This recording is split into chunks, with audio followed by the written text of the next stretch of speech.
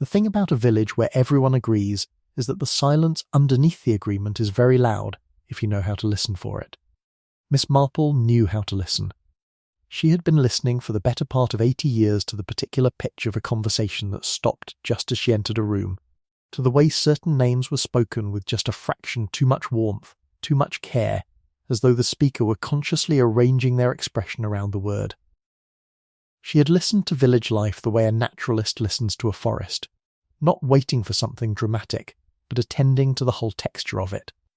The layered, overlapping sounds that together told you everything, if only you were patient enough to sit still. St. Mary Mead in October was the colour of old honey. The leaves on the linden trees along the high street had gone a deep, burnished gold, and they fell slowly, without any particular hurry, drifting sideways on the cool air before settling in the gutters and against the stone garden walls. The mornings were misty, not dramatically so, not the sort of heavy white fog that writers like to put in stories, but a thin, gauzy mist that hung just above the fields at dawn and dissolved gradually as the day warmed, leaving everything looking slightly washed and clean and faintly melancholy in the way that October mornings often do. The evenings came earlier now. By 4:30 the light was already going soft and orange, and the lamps were being switched on in cottage windows, and the smell of wood smoke began to drift pleasantly through the village from early afternoon onward. It was, in most respects, a perfectly ordinary autumn in a perfectly ordinary English village. Except that Gerald Whitmore was dead.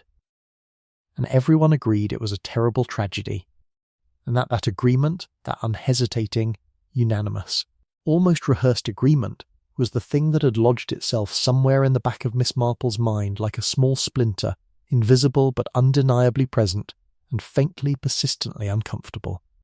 She had not known Gerald Whitmore well. Hardly anyone in St. Mary Mead had. Not really, despite the fact that he had lived at Whitmore House for nearly 4 years. He was one of those people who are present in a community without being quite part of it, who attend the fete, who nod pleasantly on the high street, who appear at the occasional village event looking slightly too well dressed for the occasion, and who disappear again without having left any particular impression on the air. He had money, or had given every appearance of it.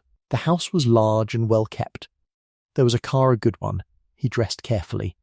He had arrived some 4 years ago from London, or possibly from somewhere abroad before that. The stories were slightly inconsistent on this point, and Miss Marple had long since learned not to attach too much confidence to the consensus version of anyone's history, which tended to be assembled from fragments and suppositions, and then hardened over time into something that felt like fact, but was really just the agreed-upon version. He had never married, as far as anyone knew. He had entertained occasionally dinner parties, from which the guests returned with the standard reports. Very good table, interesting wine, slightly remote host, rather difficult to talk to. One of those men, people said, who asks you a great many questions and answers very few. Pleasant enough, but you come away knowing nothing more about him than you did when you arrived. He had died apparently of a heart attack. He was 53 years old. He had been found on a Thursday morning by his housekeeper, Mrs. Dora Catchpole, at approximately 8:10 when she arrived for her usual hours. He was in the study, at his desk. The doctor had been called, and had confirmed death, and had attributed it to cardiac failure, which was not. For a man of his age and habits apparently he ate richly, and drank rather more than was entirely advisable, considered very surprising. Everyone had agreed at once. Terrible tragedy, they said. Such a shame. A man in his prime, more or less. Well, not exactly his prime, but certainly not old. Poor man. Dreadful business. And then, quite quickly, the conversations had moved on. Miss Marple had noticed this too. The speed of it, how swiftly the agreement had been reached, and how swiftly, on the strength of that agreement, the whole matter had been filed away in the communal mind of the village under the heading of unfortunate but concluded events. She hadn't said anything at the time. She was not the sort of person who said things before she was reasonably certain of what she thought. She had gone home and made herself a cup of tea and sat by the window looking out at the grey October garden and turned the thing over quietly in her mind for 2 days before she mentioned it to anyone. The person she mentioned it to was Dr. Haydock. Dr. Haydock was one of the very few people in St. Mary Mead whom Miss Marple trusted entirely. And this was not merely because he was a doctor and presumably immune to a certain kind of village romanticism about unpleasant facts. It was because he had, over many years, demonstrated a quality she valued above almost any other. He listened, without deciding in advance what he was going to hear. He came to tea on a Thursday. It was actually the Thursday of the following week, 10 days after Gerald Whitmore had been found, and Miss Marple poured the tea and offered the scones and let the conversation run for a little while on ordinary things, before she said, quite calmly, "I've been thinking about Gerald Whitmore." Dr. Haydock put down his cup.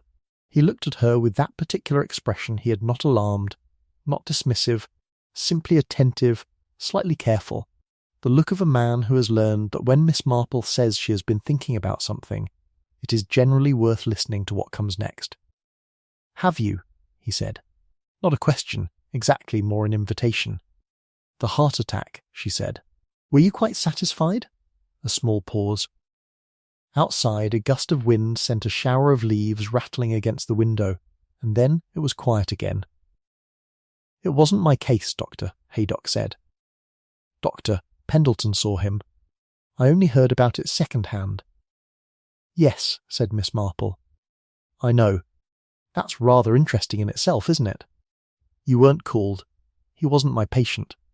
"No, but you're the nearest doctor, and you were available on Thursday morning. I happened to see your car outside your surgery at 8:30. Usually when something like this happens in the village, whoever finds the person calls whoever is nearest. Mrs. Catchpole called Dr. Pendleton instead, in Chatford, which is 6 miles away." Doctor. Haydock was quiet for a moment. Then he said, "I hadn't thought about that." "I had," said Miss Marple mildly. She refilled his cup without being asked. "I've thought about several things. Mrs. Catchpole, for instance. I walked past her on the high street on Saturday, the day after the funeral, and she looked quite dreadful. I don't mean grief, particularly. I know what grief looks like. It was the look of someone who has been frightened and has told themselves they mustn't be frightened anymore, and is working very hard to maintain that. That's a fairly precise distinction. It's one I've had occasion to make before," she said simply. "There's also the matter of who attended the funeral. Was it a large funeral? Rather small, actually, which is not entirely surprising given that he was a solitary sort of man. But what was surprising, what was, to my mind, rather telling, was who wasn't there. His nephew, Philip Whitmore, did not attend." "His nephew? I wasn't aware he had a nephew. Most people weren't. I only knew because I happened to be in the post office 3 months ago when a letter came for Gerald Whitmore that had P. Whitmore, care of G. Whitmore written in the corner as a return address. Mrs. Tilling mentioned it to me. She has that habit of noticing names on envelopes, as you know, and I remembered it. Philip Whitmore, and he didn't come to the funeral of his only known relative." Dr. Haydock leaned back in his chair. "That could mean a great many things." "It could," agreed Miss Marple. "It could mean they were estranged. It could mean Philip didn't hear about it in time. It could mean all sorts of perfectly ordinary things. But combined with everything else, it adds to a picture that I find uncomfortable." "What picture is that?" She folded her hands in her lap and looked at him steadily. "A picture of something that everyone has agreed, very promptly and very completely, not to look at too closely." The room was warm and quiet. The fire had settled into a low, steady glow. Outside, the October dusk was coming in faster now, thickening the light between the trees at the bottom of the garden into something soft and grey. Dr. Haydock said, "After a while, I could make some inquiries." "I was hoping you might," said Miss Marple. "Quietly, always quietly," he said, and she thought she heard something in his voice that was not quite humour and not quite gravity, but somewhere between the two, the register, she had long ago decided, of a person who has learned to take unpleasant things seriously without being undone by them. The enquiries took just under a week. Miss Marple spent that week doing what she always did, which was to say she spent it apparently doing very little of any consequence, while in fact attending with great care to everything around her. She finished a piece of knitting she had begun in September, a cardigan in pale blue wool for her great-niece's youngest child. She visited the church on Tuesday to help with the flower arrangements, which gave her occasion to speak with the vicar, who had conducted the service for Gerald Whitmore, and who was, she found, in a state of very mild but persistent unease that he was doing his best to attribute to autumnal low spirits and his own admitted tendency toward excess of imagination. She walked along the high street on 3 separate mornings, timing her route to coincide with the time of day when Mrs. Catchpole could usually be seen leaving the small greengrocer's near the post office. On the 3rd morning, she stopped to speak with Mrs. Catchpole. Dora Catchpole was a sturdy, sensible-looking woman of about 60, with short grey hair and the permanently slightly weathered hands of someone who had worked in other people's houses for most of her adult life. Miss Marple had never known her well, their paths crossed occasionally, as everyone's did in a village of that size, but there had been no particular connection between them. She had, as far as Miss Marple could recall, always seemed like a straightforward, untroubled sort of person. Reliable, not given to nervousness. She looked nervous now. Not visibly, she was keeping it well contained, the way people do when they have made a decision to keep something contained, and are putting considerable effort into maintaining the decision. But there were small signs. The way her gaze when they stopped to exchange a few words about nothing very important, the weather, the church jumble sale coming up in November, moved just slightly too often toward the middle distance, as though she were monitoring something just out of sight. The way she smiled a fraction too red, the way people do when they are trying to appear at ease and are conscious of trying. "I was so sorry about Mr. Whitmore," Miss Marple said, letting the words fall gently into the conversation at a natural moment, without any particular weight or sharpness. "It must have been very distressing for you, finding him like that." "It was, yes," said Mrs. Catchpole, steady enough, eyes front. "Horrible shock." Horrible. Had he seemed unwell at all, in the days before? The briefest of pauses. He hadn't been quite himself, I suppose. Quieter than usual, I mean. Quieter, Miss Marple repeated gently, as though just absorbing this. He was always fairly quiet. But yes. The last few days, Mrs. Catchpole seemed to realise she had said something that might lead somewhere she didn't want to go, because she added quickly, but he was always going to have heart trouble, wasn't he, with the life he led? Too rich, all of it. The eating, the drinking. Doctor probably told him a dozen times. Which doctor was that? Doctor? Pendleton? Yes, that's right. He always went to Chatford for his medical appointments. He didn't like village doctors, he said once. Didn't like people knowing his business. A slightly dry note in her voice now, the residue of an old mild grievance. Perhaps a man who didn't trust people with his business, making his housekeeper's life more complicated in small ways. Quite understandable, said Miss Marple. Private sort of person. Very. They parted pleasantly, and Miss Marple walked on, and as she walked she turned over the small additional thing she had noticed, the thing that Dora Catchpole had probably not been aware of giving away. She had not said, as bereaved housekeepers almost universally did when speaking of their recently deceased employers, even employers they hadn't liked particularly, even employers who had been difficult or distant or frankly unpleasant, she had not said poor man. She had not said anything that suggested loss, or sympathy, or any of the conventional human warmth that people wrap around these conversations, even when it is only partly sincere. She had said he was always going to have heart trouble, past tense, logical, almost clinical, as though she had filed him away quite cleanly, quite completely, without residue. And behind the eyes, Miss Marple thought, behind the steadiness and the contained manner and the slightly too ready smile, behind all of that, fear Dr. Haydock came back on the following Wednesday with a face that told her something before he'd opened his mouth. He sat down in the same chair as before and accepted the same tea and refused the biscuits this time, which told her he wasn't entirely comfortable, because Dr. Haydock almost never refused biscuits. Gerald Whitmore, he said. He wasn't who he said he was. Miss Marple set down her teacup carefully, Tell me. It took a bit of doing, and I want to be clear that I've relied heavily on a friend of mine, a retired colleague who has connections in London, and who was willing to make some discreet inquiries on my behalf. He paused. Gerald Whitmore, the man who bought that house 4 years ago and lived in it until his death, was not born Gerald Whitmore. The name he was born under was Gerald Marsh. He changed his name legally about 12 years ago, which is perfectly legal and not in itself suspicious. But the circumstances around the change are interesting. How so? Gerald Marsh was involved, about 15 years ago, in a financial matter that came very close to being a criminal prosecution.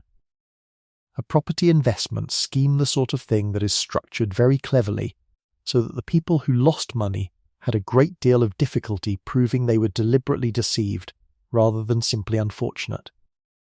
Several people were ruined. One of them, a retired schoolteacher in Shropshire, died about 2 years after losing her savings.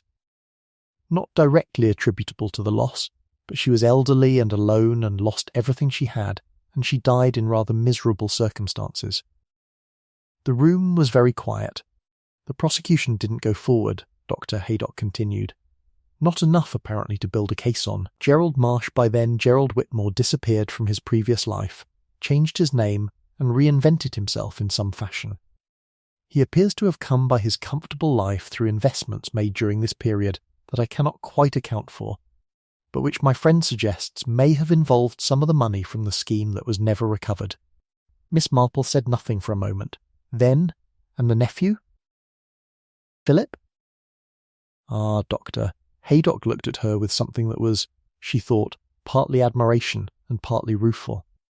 Philip Whitmore. Not a nephew by blood. Philip Marsh, same name, same scheme. He was Gerald Marsh's business partner. Younger man, about 38 or 40. He appears to have been the more directly active participant in the scheme, the one who dealt with investors face to face, while Gerald provided the financial structure and the legal architecture.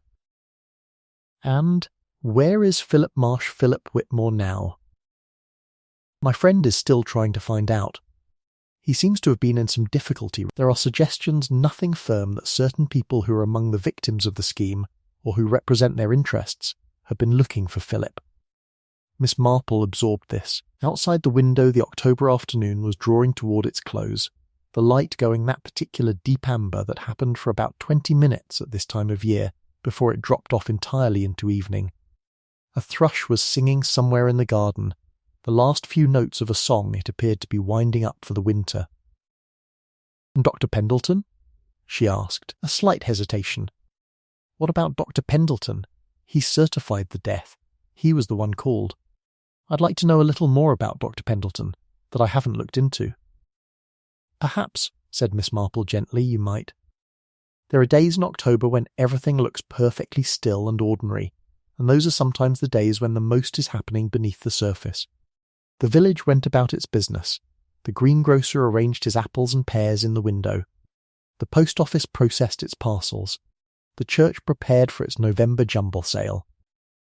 Children came home from school in the early dark, and the lights came on in the terraced cottages along Barton Lane, and suppers were cooked, and televisions were switched on, and life accumulated, as it does, in layers of small ordinariness.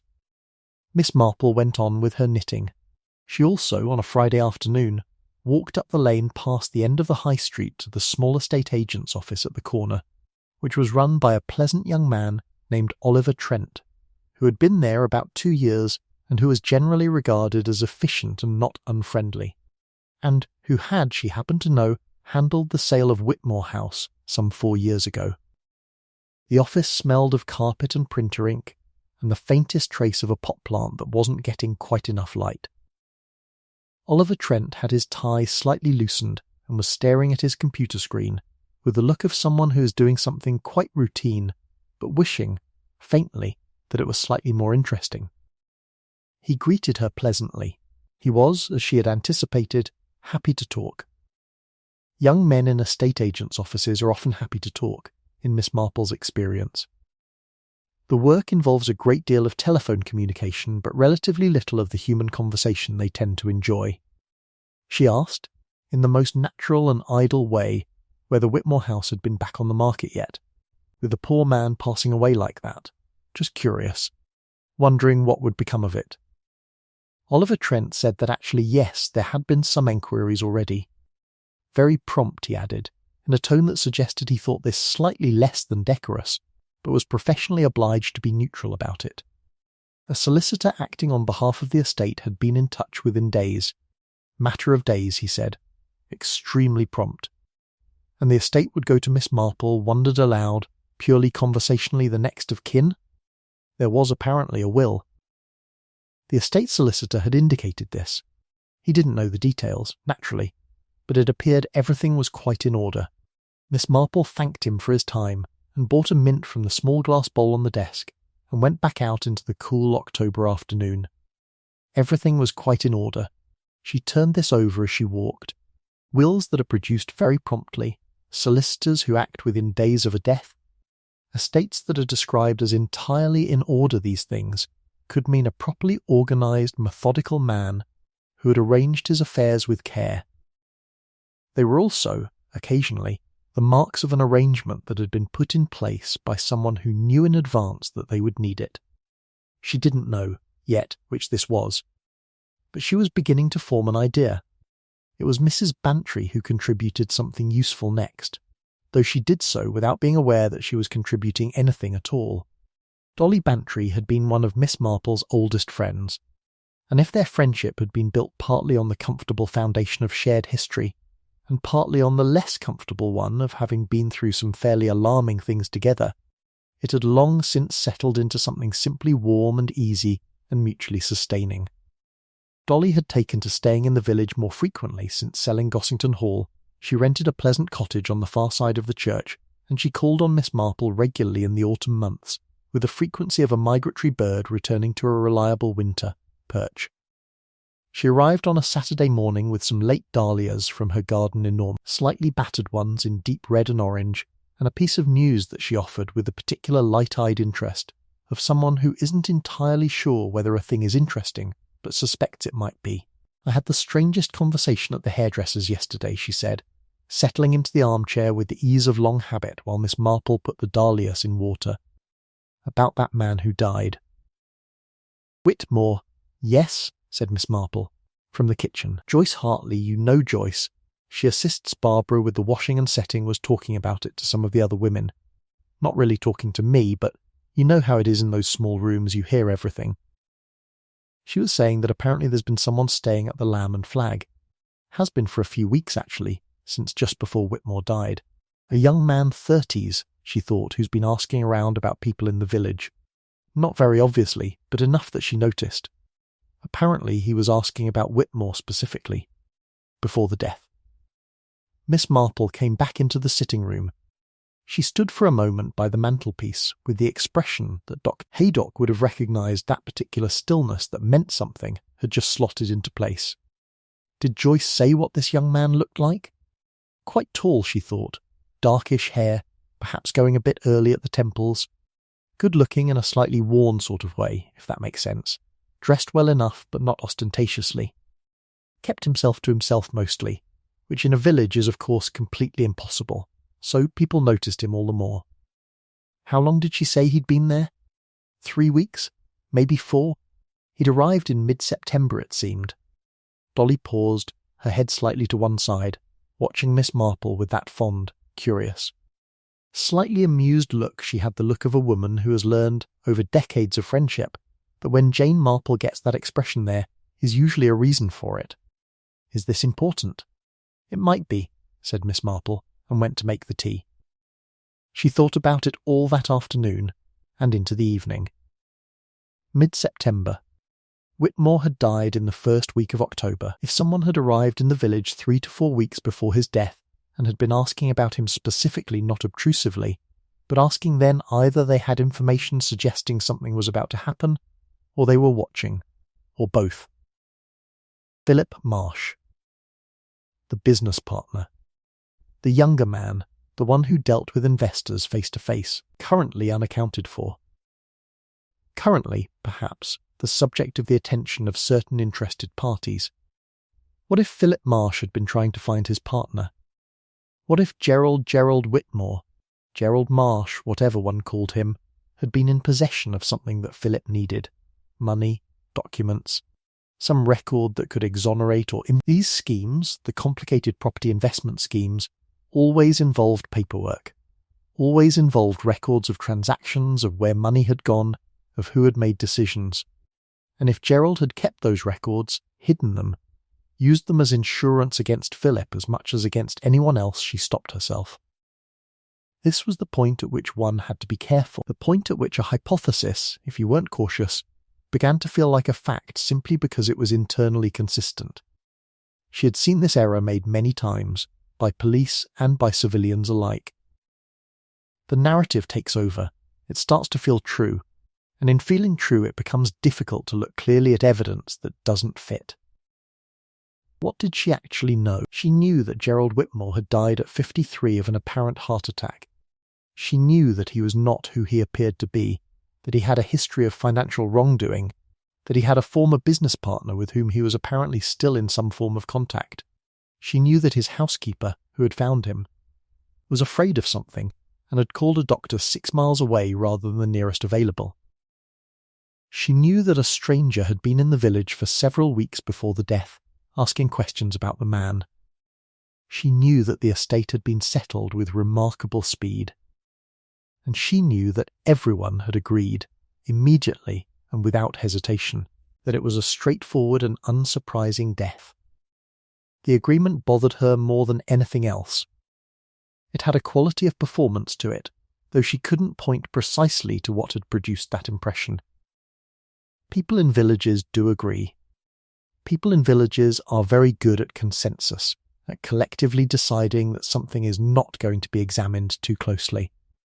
But usually there is some friction, someone who knew the deceased better than they let on, someone whose grief or shock or curiosity carries a slightly different weight than the general response.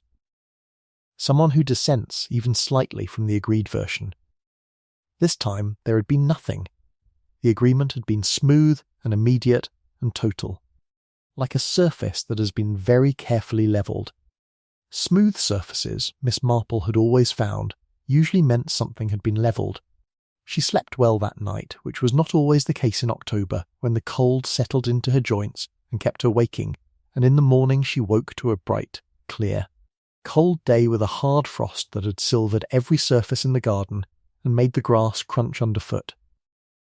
The kind of morning that has a particular quality of clarity, a stripped-back sharpness, as though the cold had pared away everything inessential and left only the essential lines of things, the bare branches of the apple tree, the iron fence posts, the flat grey geometry of the stone path through the kitchen garden.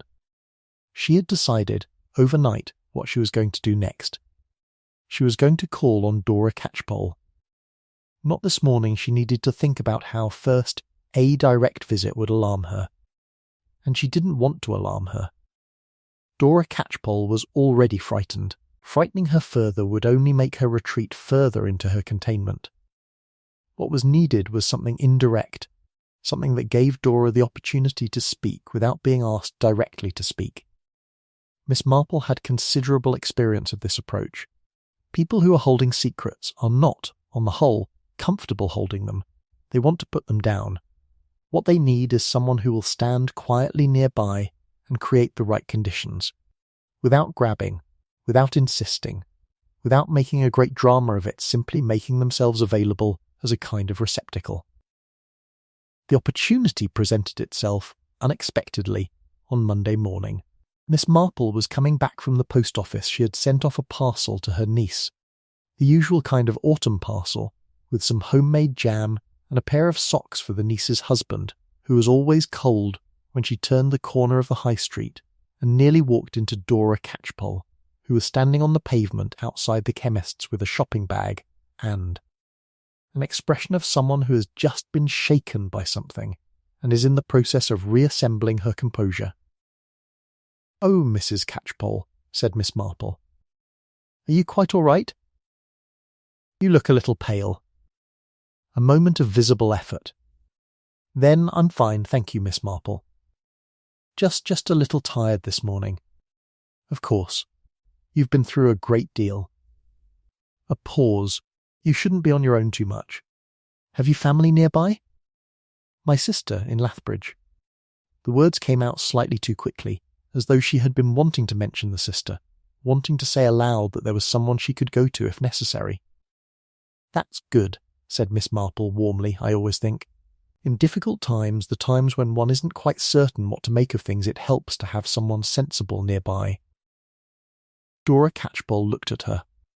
And there it was just for a moment, just briefly the crack in the smooth surface. The eyes, something moving behind them, some pressure from the inside pushing outward. "Yes," said Dora Catchpole. "It does help. And if ever you wanted to have a cup of tea with someone," Miss Marple said, gently, simply, without pressing, "I'm always at home on Tuesday afternoons. No particular need to arrange anything. Just do come, if you find yourself wanting a bit of company." Dora Catchpole looked at her for a moment longer. Then she nodded once, and picked up her shopping bag and went on down the high street, and Miss Marple watched her go and thought, "She will come. Not today, and perhaps not next Tuesday, but she will come." The stranger was still at the Lamb and Flag. Miss Marple learned this from Cherry Baker, who had learned it from the woman who cleaned the rooms there twice a week, who had mentioned in passing that the quiet, dark-haired gentleman who had taken the room in the gable end was still there, and still went out on a good few mornings without much explanation of where he was going. Not unfriendly, was the report. Tipped properly. Left the room tidy. But quiet. Watchful was the word the cleaning woman, and Miss Marple thought this was probably precisely right. She had not yet seen him herself. This was not quite accidental. She had arranged her morning walks to take her past the Lamb and Flag at the times when guests typically came down for breakfast or went out for the day, but she had not been lucky enough to time it correctly. Or possibly not unlucky enough. She wasn't entirely certain she wanted to encounter him directly yet. Observing from a slight distance was more useful at this stage. But then, on a Wednesday morning, walking to the church for a meeting about the November jumble sale arrangements, she did see him. He was coming out of the Newsagents, carrying a paper and a small paper bag that might have contained a sandwich or a pastry for later. He was, as Joyce Hartley had said, quite tall, and dark-haired with the early greyness at the temples, and there was something about the way he moved that she noted, not furtive, exactly, but considered, as though each step were being made with a slight degree of awareness about what was to either side of it. The walk of someone who has been in situations where awareness of your surroundings is necessary and has not entirely stopped needing to be aware of them. He glanced at her as he passed. A quick, brief glance, assessing in the way that all such glances are, and then moving on. But for just a fraction of a second, the sort of fraction that most people wouldn't register, and that Miss Marple always did, his gaze came back, very slightly, as though something about her had struck some very small, very distant note of recognition or interest. She walked on. She didn't look back, but she thought about him for the rest of the morning. There had been something in his face, in those brief seconds, that she was trying to place. Not the specific face, she was quite certain she had never seen this man before in her life, but something in the quality of his expression, the particular combination of tiredness and alertness, of someone who has been looking for something for a long time, the slightly hollow quality around the eyes that comes not from lack of sleep, but from sustained tension. He was looking for something, or someone, and she rather thought that whatever or whoever he was looking for was connected to Gerald Whitmore. The question was which side of the matter he was on. The solicitor, said Dr. Haydock when they spoke again on Thursday, is a man named Pruitt. He handles a fair amount of property law in the county, perfectly reputable firm, no particular black marks. But here is the interesting thing, and I say interesting advisedly, because it's the sort of thing that is probably entirely innocent, and also the sort of thing that, in context, is not he knew Whitmore before Whitmore moved here, said Miss Marple. A pause. Then, with the resigned good humour of a man who has had this experience before, how did you know that? I didn't know it. I supposed it. He was a private man, a man who kept people at arm's length. He had a specific doctor 6 miles away in Chatford rather than the village doctor. He likely had a specific solicitor, too, not someone local, someone from his previous life who already knew or already had arranged the details of his estate. She paused, and such a solicitor would have been able to act promptly on his death because everything was already prepared. Pre-arranged, yes, said Doctor. Hey, Doc. He sounded slightly tired, in the way he got sometimes when a thing was becoming undeniably serious. Pre-arranged in the last 2 months, actually. The will was updated 8 weeks ago. Substantial changes, according to my friend who has rather more nerve than I do when it comes to this sort of inquiry. 8 weeks ago, repeated, the stranger at the Lamb and Flag had arrived approximately 4 to 5 weeks ago. A few weeks before the stranger, then, Gerald Whitmore had changed his will. Who benefits? The estate is divided. A portion goes to various charitable organisations, but part has apparently been there for years. The recent change affects the substantial portion. The bulk of the estate now goes to a trust. A trust that was apparently set up, and this is where my friend ran into the edges of what he could easily discover within the last 3 months. Quite specifically set up for the purpose of receiving this inheritance, and the beneficiary of the trust is he paused. Tell me, said Miss Marple. The trust is described as providing for the needs of persons harmed by the actions of Gerald Paul Marsh between the years 1998 and 2010. The room was very still. Miss Marple looked at the fire for a long moment. The flames had gone down to a slow, steady burn, the coals glowing deep orange and red, the sort of fire that is very warm without being dramatic about it. He was trying to make it right, she said, quietly, so it appears. Which means he knew he was going to die. Another pause. And then, carefully, Dr. Haydock said, or he was afraid he was. The jumble sale meeting at the church was on a Thursday afternoon, and Miss Marple attended it as she always did, and contributed her views on the pricing of second-hand books and the organisation of the White Elephant stall, and drank the tea that was provided by Mrs. Fitzpatrick, who did all the refreshments for church events with the reliable efficiency of a person who regards tea as a sacrament and provides it accordingly. Reverend Partridge was there, of course. He had been subdued for the last 2 weeks. Miss Marple had observed not in a grief-stricken way, but in the quieter, more internal way of a man who is troubled by something he can't quite articulate. He had conducted the funeral service for Gerald Whitmore, as she'd known. She had not had occasion to speak with him alone since then. But at the end of the meeting, when the others were gathering their coats and bags and organising the slight social business of departure, she managed to be in the small back room of the church hall at the same time as the vicar, who was putting away the folding chairs.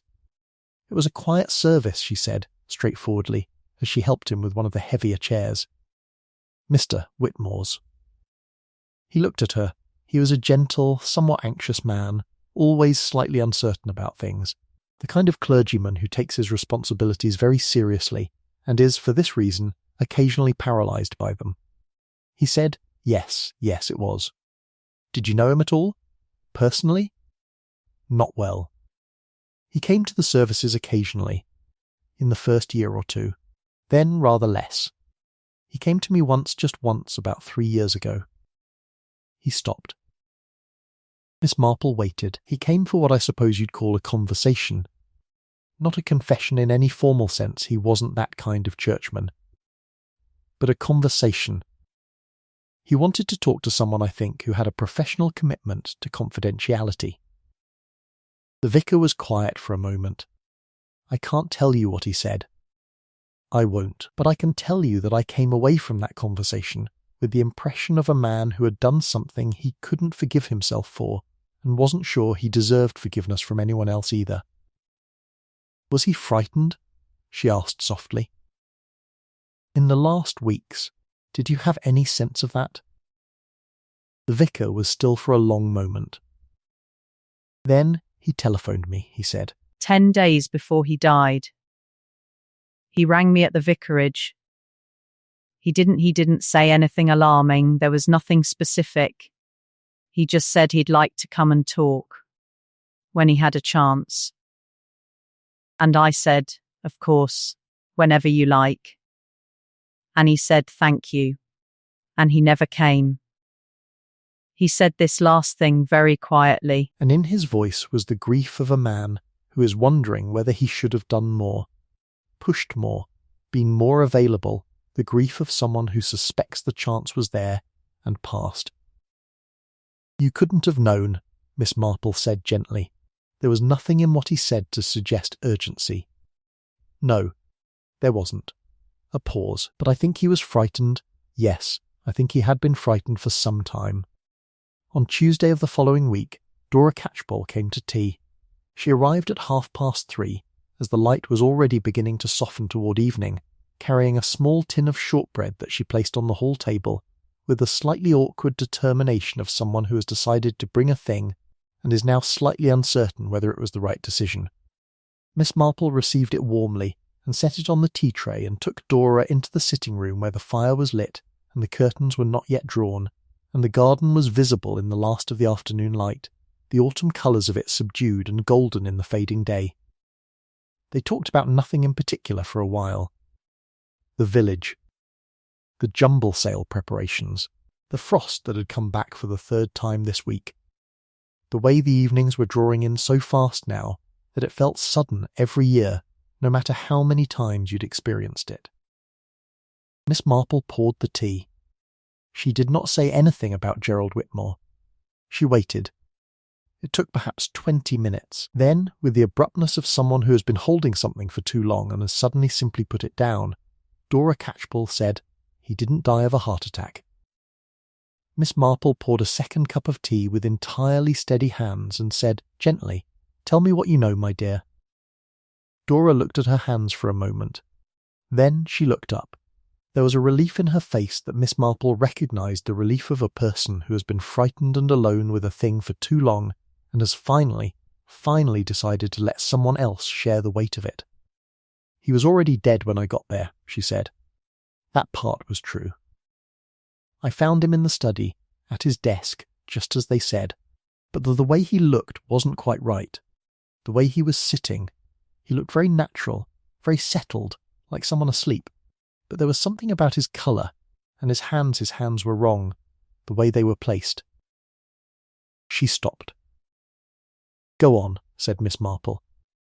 "I've worked in people's houses all my life. I found 2 people dead before an elderly woman I worked for in Taunton, and a man in Chatford who had a stroke in the garden. I know what people look like when they die naturally. And he didn't look quite like that.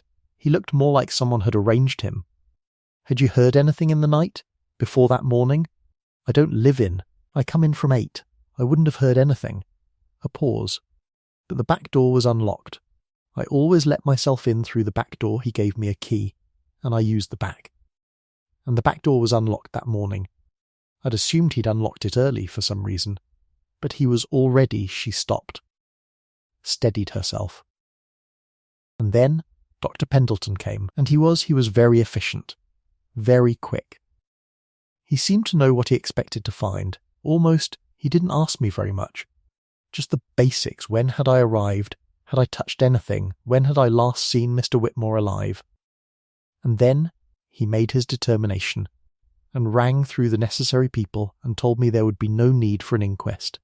The death was clearly natural causes, an obvious cardiac event, and I was to let him know if I needed anything. And he looked at me when he said it. Just for a moment. He looked at me in a way that she stopped again. "What way was that?" Miss Marple asked. "The way that meant," Dora Catchpole said flatly, "that I should not say anything. That I should confirm what he said and go home. And not say anything." "Were you frightened?" "Yes." The word was brief and without any attempt at modification. "Yes. I was. I am. I don't know what any of this is about. I don't know who did it, or why, or what Dr. Pendleton's part in it is, or whether she stopped. I've been terrified of saying something to the wrong person. I've been terrified it had something to do with money, and that if I said the wrong thing to the wrong person you were wise to be cautious," said Miss Marple. "You are right that this is not a simple thing," she paused. "But you are also right to tell someone. And you have." Dora Catchpole looked at her for a moment, this small, elderly, white-haired woman in the warm sitting room, with the tea tray and the fire and the garden going gold outside the window, and seemed to make some internal assessment. Then she let out a long breath. It was not. It was simply the breath of someone who has been holding themselves very tightly for too long. "What will you do?" she asked. "I shall think about it," said Miss Marple. "And then I shall speak to Dr. Haydock. And then I rather think we shall need to speak to someone rather more official." The official person was a detective inspector named Crane from the county constabulary, who had been recommended to Dr. Haydock by his London friend, and who arrived in St. Mary Mead on a Friday afternoon in a grey car and walked up Miss Marple's garden path with the slightly self-contained manner of a man who is not certain what he expects to find, but has been told to keep an open mind. He was in his mid-40s, Inspector Crane, a lean, methodical-looking man with observant eyes and the useful quality, which Miss Marple recognised immediately and was grateful for, of not appearing to have already made up his mind. He sat in the same chair that Dr. Haydock always took and accepted tea, and listened to what she told him without interrupting. She told him clearly and carefully, and without dramatic emphasis, what she had observed, what she had learned from Dr. Haydock's inquiries, what Dora Catchpole had told her, what the vicar had said. She laid it out like a set of objects on a table, not a narrative, but an arrangement, letting him see the shape of it. He was quiet for a moment when she had finished. "The housekeeper," he said. "She'll speak to us formally?" "I believe so." "Yes, and this Dr. Pendleton, you don't know his connection to Whitmore?" "I suspect it goes back to the same period as everything else. The scheme, the investments. I suspect Dr. Pendleton had some connection to it, perhaps as a participant. Perhaps as someone who owed Gerald Marsh something from that period. These arrangements tend to create long tendrils, inspector, people who are owed favours, people who can be called upon. And the man at the Lamb and Flag. I don't know his role," she said. "I have a theory, but theories at this stage are more likely to mislead than help. What I would suggest is that he be spoken to before he leaves the village. I have a feeling he may not stay much longer." Inspector Crane looked at her with the expression she had seen on various official faces over the years, the expression of a professional person who is not entirely comfortable with the source of their information, but cannot argue with the information itself. "How long have you been," he began, "thinking about this?" "A little over 2 weeks," she said. "I'm sorry I haven't a great deal more to offer you, but I hope what I have is useful." "It is," he said, and she thought he meant it. What came to light over the following 10 days, the inquiries, the conversations, the careful unravelling of connections, was, in its final form, not a simple thing at all, though the core of it had a kind of terrible logic. Philip Marsh had indeed come to St. Mary Mead. He was, as Miss Marple had suspected, the man staying at the Lamb and Flag. He had come looking for his former partner, but not with any intention of harm, or so he stated, and the evidence as it accumulated tended to support this. He had been looking for Gerald because he was frightened. The people whose money they had taken, or rather, the representatives of those people, acting through channels that were not legal, and several of which were quite specifically illegal, had found Philip. Had been following him. He had come to Gerald as the only person who might, he thought, have some means of dealing with the situation. Some leverage, perhaps, some documents. Some of the money. He had arrived and found Gerald already dead. He had panicked and stayed, partly because he had nowhere to go, and partly because some instinct told him that leaving immediately would look worse. He had gone on with his fiction of being an ordinary visitor. He had asked questions carefully and obliquely, trying to understand what had happened, and he had gotten nowhere. He told Inspector Crane all of this in a very long interview that Crane afterwards described to Dr. Haydock, who passed a careful summary to Miss Marple as the most exhausting and most useful conversation I've had in a year. Dr. Pendleton was, as Miss Marple had suspected, connected to the old scheme. Not as a participant, he had never invested money or taken any. But he had provided, at some point in the 1990s, a letter certifying something medical that had apparently been used to facilitate some aspect of the scheme. Nothing dramatic, nothing that had ever been identified or prosecuted, a small thing done in a moment of weakness or greed or both. that had remained hanging over him ever since, like a splinter in the skin, small, invisible, and occasionally, when pressed, acutely painful.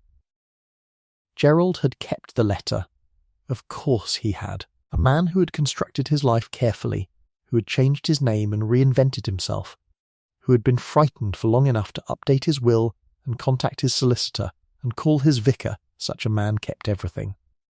The letter was among his papers, which were now with Inspector Crane's team, along with several other documents of considerable interest. Who had killed Gerald Whitmore was a more complex question, and the answer to it came from a direction Miss Marple had not fully anticipated, though she was honest enough with herself to acknowledge that the pieces had been there. The people who had been looking for Philip Marsh, the representatives of interests that were, as Crane carefully put it, not operating within legal frameworks, had also been looking for Gerald, had found him before Philip had come to Whitmore House on a Wednesday night, the night before Dora Catchpole found him, and had administered something that produced the appearance of a cardiac event in a man of 53 whose constitution made such an event entirely plausible, had arranged him carefully in his chair, had left through the back door, which they had unlocked for the purpose, and which had not been relocked because they had not been coming back. Dr. Pendleton called the next morning by Dora Catchpole, who had been instructed to call him, explicitly, in the event of anything happening to Mr. Whitmore had certified what he saw, or what he chose to see. He had looked at the housekeeper and communicated, clearly enough, that she should say nothing and do nothing. She had been frightened enough to comply, for a little while, until a small grey-haired woman on the high street had offered her tea on Tuesday afternoons. It was a quiet case, by the standards of the things Inspector Crane was sometimes called upon to manage. No dramatic arrests on the village street, no scenes. Pendleton was interviewed, and then interviewed again, and eventually cautioned and charged with something that the legal system translated into the language of obstruction and false certification. He had resigned from his practice before the formal proceedings began, and Miss Marple felt a certain amount of compassion for him, that she tried not to sentimentalize he had made a choice, more than once, and the consequences of choices accumulated in their own way. Philip Marsh remained in Crane's orbit for some time, cooperating, giving evidence, making himself useful in ways that suggested he had, perhaps, decided to try to make something right as well. He had not been a good man, by any reasonable accounting. But there is a difference between a man who is not good and a man who has no desire to be better, and Miss Marple, who believed in gradations and complexities, gave him the benefit of what small doubt was available. The people responsible for Gerald Whitmore's death were not, ultimately, found quickly. These things rarely were when they involved the kind of arrangements that operate in the spaces between visible society.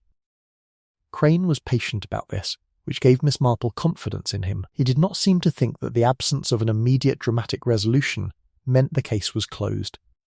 She found herself thinking about Gerald Whitmore himself in the weeks that followed.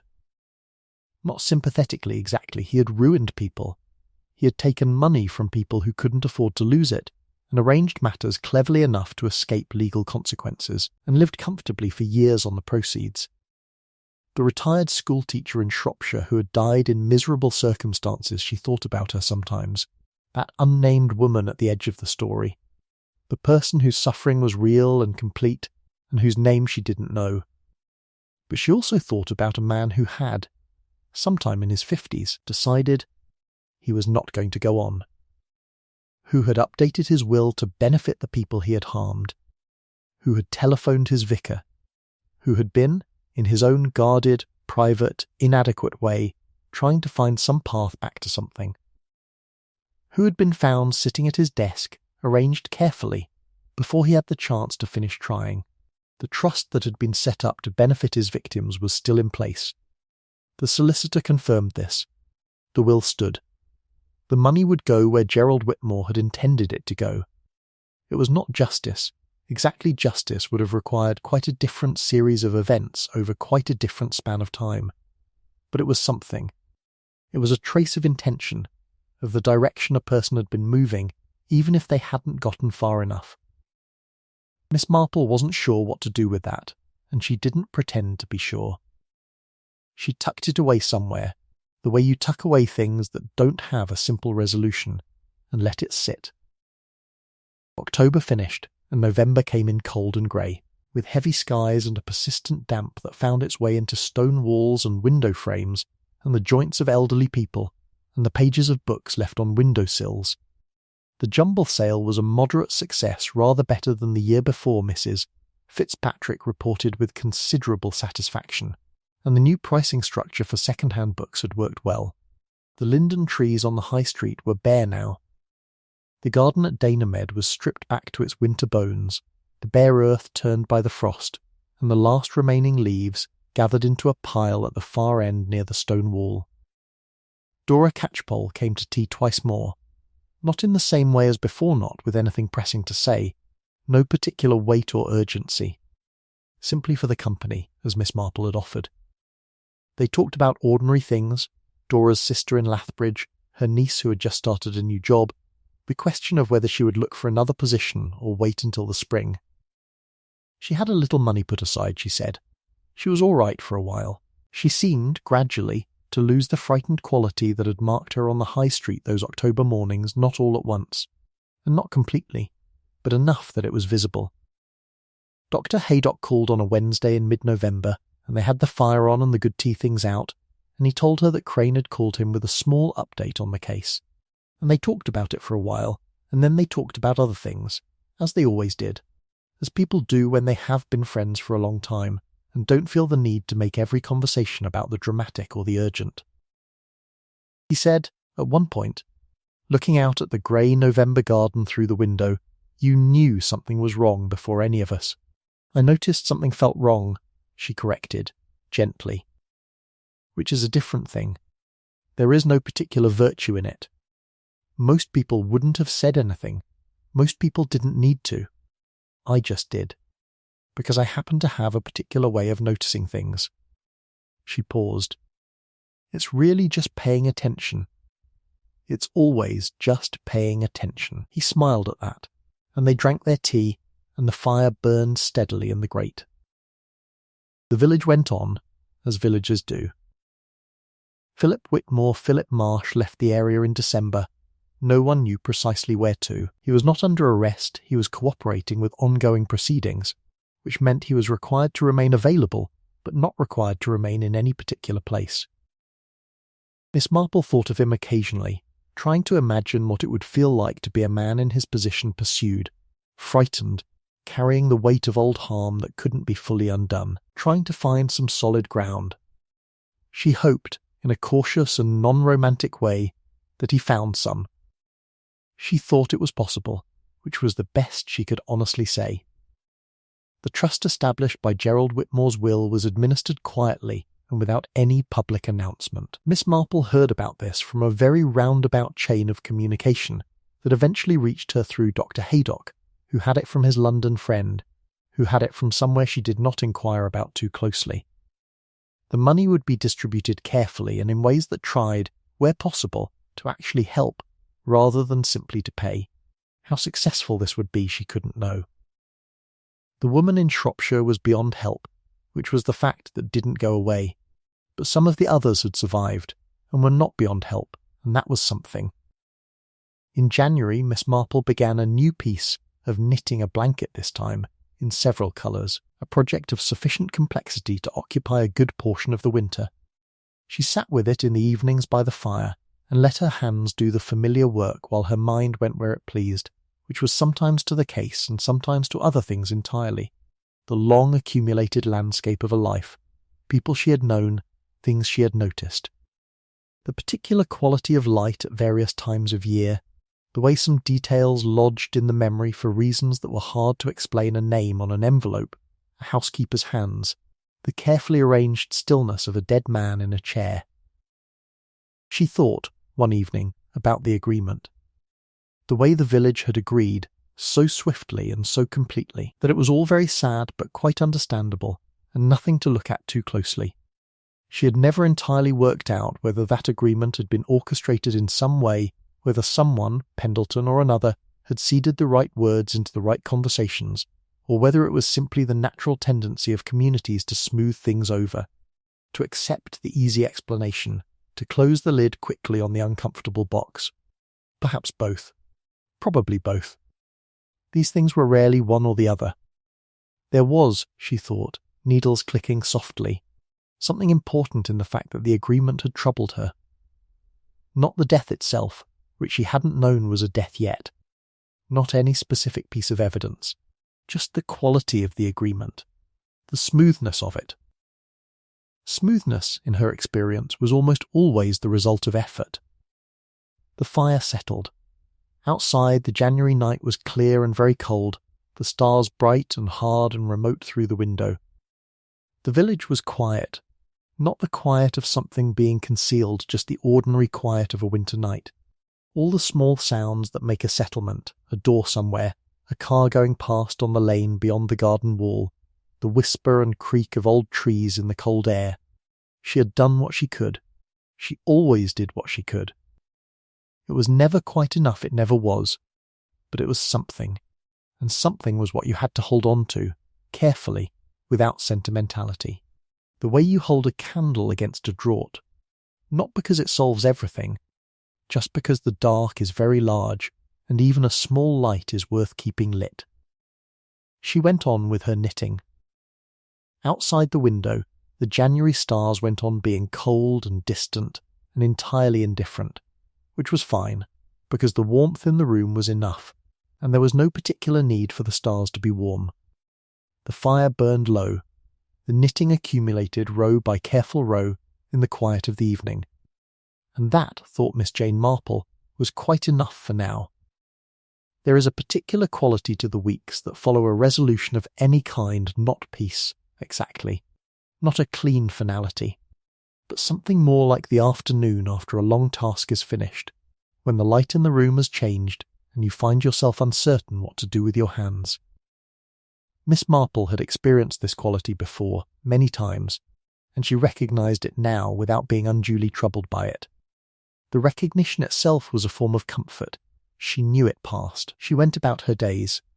She wrote a long letter to her nephew Raymond, who wrote novels and was occasionally asked to review books, and whose correspondence, when he was in the right mood for it, was among the most enjoyable she received. She described the autumn in the village in some detail, the colours and the weather and the jumble sale and Cherry Baker's husband's new allotment, and said nothing at all about Gerald Whitmore, which Raymond would have found interesting if he had known. But he didn't know, and there was no particular reason to tell him. The things that happened in St. Mary Mead had a quality of self-containment that she had always respected, a sense that they belonged to the village and its people, and did not need to be exported into the larger world for processing. Raymond wrote back in December with a postcard from somewhere cold and northern-looking, which said, "Your description of October made me wish I lived somewhere quiet. Then I remembered I'd go mad. Love, Raymond." She pinned it to the board in the kitchen between the recipe for marmalade and the list of garden tasks for spring, and smiled at it occasionally. There were several conversations that autumn and winter that Miss Marple thought about afterward, when she was assembling the whole picture in her mind the way one assembles a jigsaw puzzle. You work on the edges first, and then on the obvious clusters of colour or pattern, and then there are the middle pieces that look vague and indeterminate, but turn out to be the ones that make the whole thing cohere. One of these conversations was with Mrs. Hobhouse. Eleanor Hobhouse lived in one of the larger cottages on Barton Lane, a cottage that she maintained with a ferocious tidiness that was, in Miss Marple's experience, the mark of a woman who had been through some significant disorder at some point in her life and had decided to impose order wherever she could as a form of ongoing reassurance. She was perhaps 65, widowed for about 8 years, with an income that was adequate and a manner that was pleasant without being quite warm. The manner of someone who had once been warmer and had learned through some experience or series of experiences to keep the temperature of her social interactions at a level she could manage. She had known Gerald Whitmore slightly better than most people in the village, which was still not very well. He had been to her for tea once in the early days of his arrival, when she had made a point of welcoming new neighbours to the street. She had mentioned this to Miss Marple once before, in passing, with the slightly constrained expression of someone who is being informative without wishing to appear to have formed an attachment. It was at the church bazaar in early November that they had their conversation, standing beside the cake stall with their respective pieces of Victoria sponge. "I've been thinking about the Whitmore business," said Mrs. Hobhouse, which was either a great deal more direct than Miss Marple had expected from her, or was, she reconsidered, exactly the right degree of directness for this particular woman, who had perhaps been thinking about it for some time, and had decided simply to say so.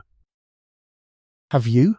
said Miss Marple pleasantly. "I think about the afternoon he came to tea," said Mrs. Hobhouse, 4 years ago, or thereabouts. "I've been trying to remember what we talked about, what he said." She paused. "He asked me a great many questions about the village, where people had lived, how long they'd been there. The sort of questions a newcomer asks genuinely because they want to understand the community they've joined. Or they seemed like those questions, but looking back, I'm not sure they were quite that. I think he was trying to find out whether there was anyone here who might know him from before." "Did he ask anyone specific about?" "He asked whether there were many retired people, and whether there had been much turnover in the village recently. New arrivals, old families moving away." She took a small bite of sponge. "I thought at the time it was simply a newcomer's curiosity about the social fabric, but I've come to think he was checking whether there was anyone here who might recognise him." Miss Marple said gently, "And was there?" Mrs. Hobhouse was quiet for a moment. "There was a woman, she's left the village since. She was only here for about 18 months. She moved away about 2 years after Whitmore arrived. There was a woman who mentioned once that she thought she had seen him somewhere before. Not in a significant way, just one of those don't I know you from somewhere feelings. She brought it up at one of the village things, a barbecue in someone's garden in summer. Said she thought he looked familiar. He deflected it very smoothly, said he had one of those faces. Apparently everyone always thought they'd met him. It was a common thing. And everyone laughed, and it passed." Miss Marple thought about this. About a man arriving in a village and spending his first months carefully assessing whether anyone there had known him before. About a woman who thought she recognised him and was deflected. About the woman subsequently leaving the village, though the leaving might have been entirely unconnected. "Do you know where this woman went?" she asked. "Moved to Bristol, I believe. Her husband had a job there. It was nothing to do with, I'm sure it was nothing to do with anything." A pause. "I'm sure," she said again, less certainly. Miss Marple did not pursue it further.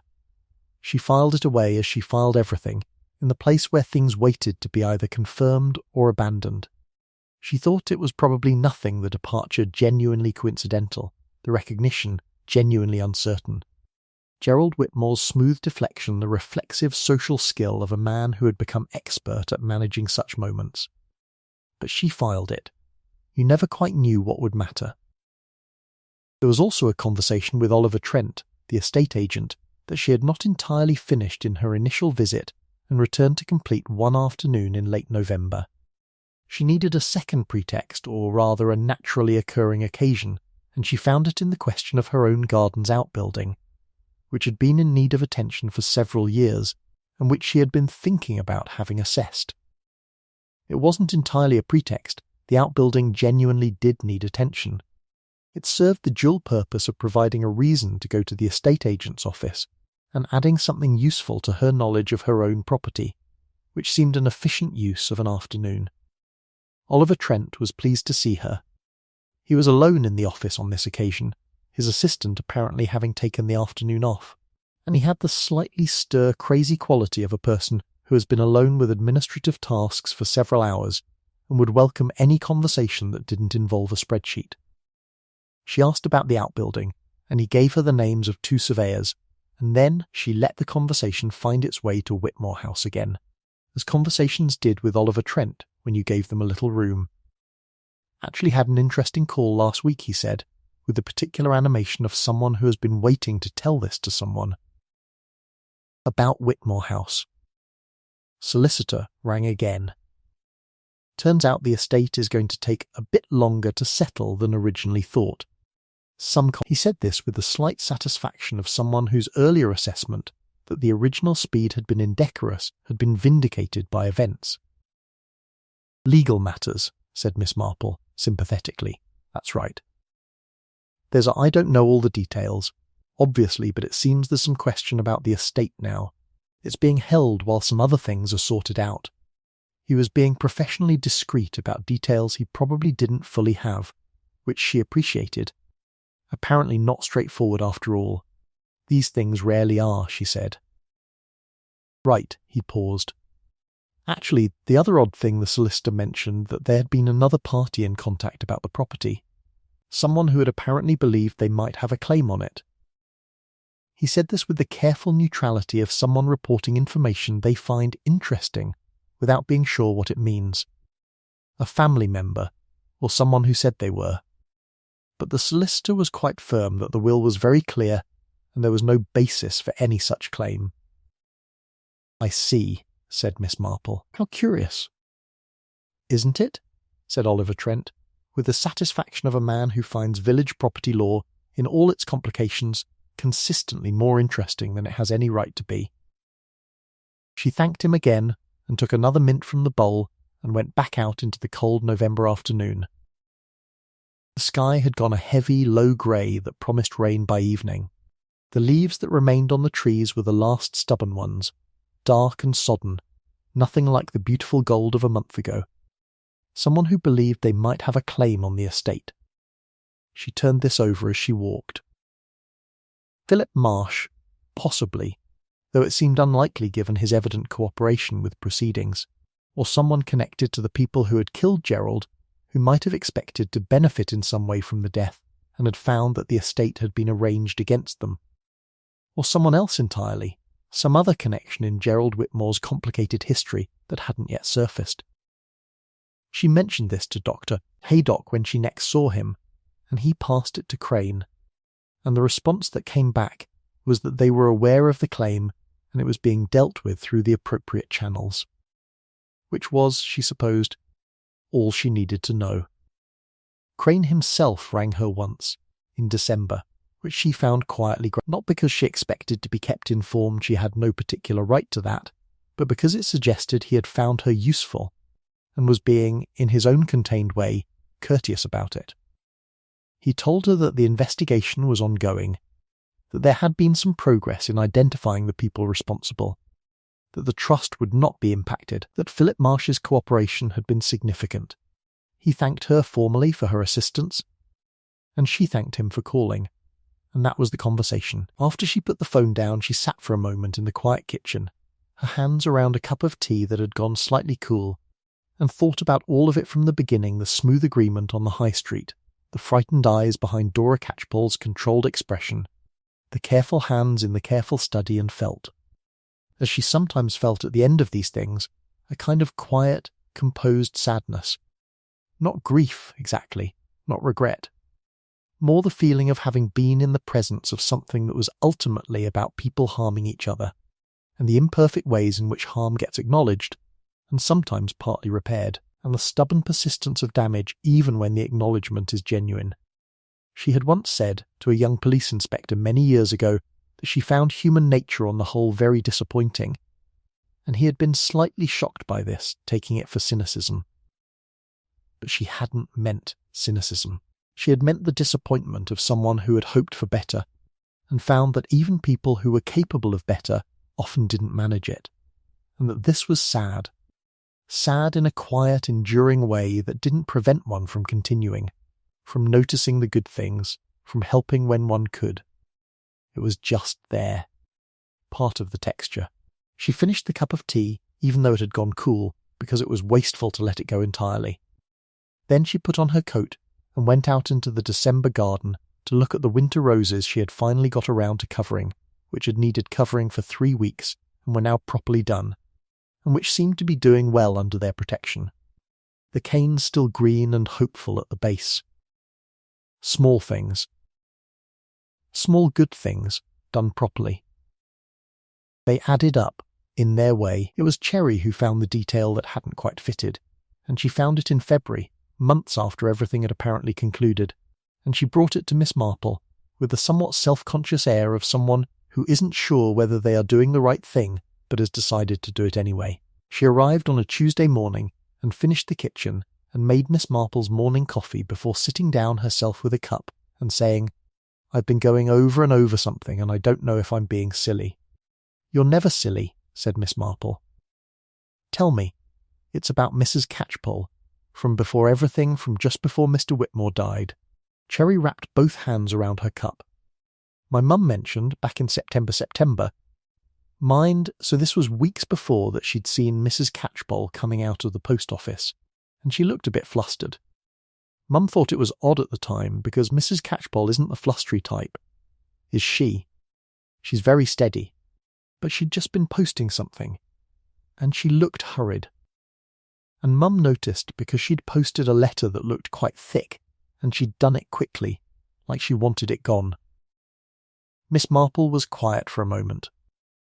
"September," she said. "Yes," Mum remembered, because it was the day they were doing the window display for the Conker Festival, for the school, and she was walking past, and Mum was on the other side of the road watching the children doing the window. Miss Marple thought about this. September, before the stranger arrived at the Lamb and Flag, before Gerald Whitmore changed his will. Mrs. Catchpole, posting something thick and quickly. "Did your mother have any idea where the letter was addressed to?" "No, she was across the road." Cherry paused. "I know it could be nothing. It probably is nothing. But I kept thinking about it, and I thought better say than not say." "Always better to say," Miss Marple agreed. She thought about it for the rest of the day. She thought about Dora Catchpole, who had worked for Gerald Whitmore for 4 years, who had been in his house who was Miss Marple thought not a stupid woman, who had, perhaps, noticed things, who had lived with those things, filing them away, not knowing what to do with them, in the way that housekeepers of certain types of employers learn to manage. You see, you don't speak, you go home, you make your supper, you don't think about it. Until, perhaps, it became too much to not think about. A thick letter, posted quickly in September. To whom? She couldn't know. It might mean nothing at all. It might be a personal letter, entirely unconnected. Dora Catchpole had a sister in Lathbridge and doubtless other connections and correspondences that had no bearing on anything. But the timing, and the hurry, and the thickness of it. She mentioned it to Dr. Haydock, who mentioned it to Crane, who rang back the following week to say that it was of some interest and they were looking into it. He didn't say more than that, and she didn't press. These things found their own way, eventually what she thought without evidence, purely on the basis of what she knew of Dora Catchpole, and what she knew of the particular position of a loyal and observant housekeeper in a household full of secrets, was that Dora had written something down. What she had seen and heard over 4 years of working in that house, and had sent it somewhere. Perhaps not to the police were a large step, a daunting step, a step that required a particular kind of courage, but to someone she trusted, or someone she hoped to trust, or someone who she thought might be able to make use of the information. Whether she was right about this, she never knew for certain. Crane confirmed some months later in another brief and formal phone call that there had been correspondence he didn't specify from whom that had proved useful in establishing certain elements of the timeline. He thanked her again. She thanked him. That was all. But she thought about Dora Catchpole, working in a dead man's house, carrying what she'd seen and half known for years, deciding quietly, on a September morning when the knowledge had perhaps tipped from too heavy to unmanageable to do something with it. Sending it off quickly in the post, without looking back. Sometimes the bravest thing looked like nothing at all from the outside, just a woman posting a letter, walking away fast, getting on with her day. The first snowfall came in mid-February, which was later than usual. It arrived overnight, and by morning the village had the particularly transformed quality of a first snowfall, everything muffled and strange and slightly formal in its whiteness. The stone walls and the gateposts and the bare branches of the hedgerows all outlined in this temporary purity that would be grey and ordinary within 48 hours, but was, right now, rather beautiful. Miss Marple stood at the kitchen window with her morning tea and looked out at the white garden and thought, as she sometimes did in these quiet early moments, about nothing in particular, or about everything at once, which was much the same thing. The robin was there on the fence post, very orange against the white, doing what robins do in snow, staking a claim on the world, announcing themselves, small and emphatic, and entirely undaunted. She thought about Gerald Whitmore, who would never see this particular snowfall, who had seen, presumably, a good many previous ones from the windows of Whitmore House, the wide windows of the study where he had died, sitting at his desk in the early hours of a Thursday morning in October, already past the point where another winter mattered. She thought about the journal in his drawer, which Crane's account had touched on only briefly, a man trying to think clearly about his own life, writing it down in the small hours when the house was quiet and there was nothing to do but be honest with himself about what he was and what he had done, and what, if anything, could be salvaged. She found she could feel something for him, not forgiveness that wasn't hers to give or withhold, being the province of the people he had actually harmed, but something in the register of sad recognition. The recognition of a life that had gone wrong a long time ago, and had kept on going wrong through the momentum of its own choices, and had contained, at the end, one man trying to arrest the momentum, and failing, in the most final way possible, before he quite finished. There was a particular kind of grief, she thought, in the incomplete gesture, in the thing almost done, the phone call almost made, the visit to the vicar almost taken, the account almost settled. She did not dwell on this. Dwelling was not her way. She noted it, as she noted everything, and then let the morning get on with itself. She put on her boots and her coat and her good wool scarf, the green one, her favourite, and went out into the snow-quiet village to see what the day had to offer. By March the village had returned to its ordinary self, which is to say the ordinary self of early spring, mud, optimism, and the first crocuses appearing with the slightly defiant cheerfulness of things that have been waiting underground for months and are extremely pleased with themselves for coming through. Miss Marple's garden was beginning again. She spent a good deal of time in it in March, which was cold enough to require her good coat and her garden gloves, but rewarding in its particular way the satisfying work of clearing and cutting back and exposing the new growth that had been waiting, patient and hopeful, under the old. She had written to Dora Catchpole twice over the winter, short notes, nothing particular, just the kind of correspondence that maintains a connection. Dora had written back both times. Briefly, she was not a woman who wrote long letters, but the brevity was warm rather than cool.